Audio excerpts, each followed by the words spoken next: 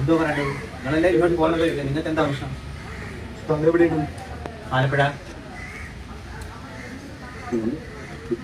എന്തിനാ അതിന് പറഞ്ഞു പറയാം. നിങ്ങൾക്ക് സംസാരിക്കാൻ പോരെ? നമ്മൾ അങ്ങനെ സെലിബ്രിറ്റീസുകളെ കാണാൻ വേണ്ടി പുറകെ നടക്കുന്ന ആൾക്കാരല്ല പറഞ്ഞു.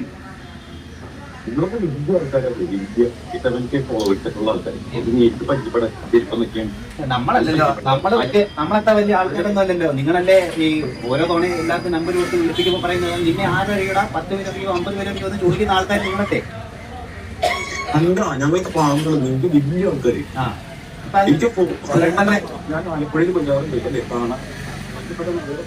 ഓ അല്ല, വേറെ എന്തെങ്കിലും ഉണ്ടെങ്കിൽ എനിക്കൊരു ചുക്കുമില്ല. പക്ഷേ സോ ഗൈസ് മനസ്സിലായിട്ടില്ല എന്നുണ്ടെങ്കിൽ സംഭവത്തിലേ ഉള്ളൂ.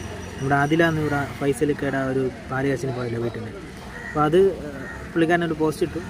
അതിന് ഭയങ്കര വിമർശനങ്ങളൊക്കെ നേരിട്ടു. പക്ഷേ അതിൽ നമ്മുടെ ടീനി ടോം ചേട്ടൻ ഇക്കായെ ഞാൻ ഫുൾ സപ്പോർട്ട് ചെയ്യുന്നു വന്നിട്ടാണ് ഇട്ടത്. അപ്പോൾ അതിന് അതുമായിട്ട് ബന്ധപ്പെട്ടിട്ടാണ് സത്യം പറഞ്ഞാൽ ഈ ഒരു വ്യക്തിക്ക് ഒരു കോൾ വന്നത്. അതിൻ്റെ ചില ഇഷ്യൂസ് കാര്യങ്ങളൊക്കെ ഉണ്ടായത്. ഡയറക്റ്റ് ഫേസ്ബുക്കിൽ കോൾ വിളിച്ചു എന്ന് പറയുന്നുണ്ട്. നമ്പർ ചോദിച്ചിട്ട് കൊടുക്കാത്തതുകൊണ്ട് വിളിച്ച് കുറച്ച് റൈസായിട്ടാണ് സംസാരിച്ചത്. 2 പേരും റൈസായിട്ടാണ് സംസാരിച്ചത്. ബട്ട് എനിക്ക് പറയാനുള്ളത് സെലിബ്രിറ്റി ആണെങ്കിലും കോമൺ മാൻ ആണെങ്കിലും എല്ലാവർക്കും അവകാശങ്ങൾ എന്ന് പറയുന്നത് സെയിമാണ്.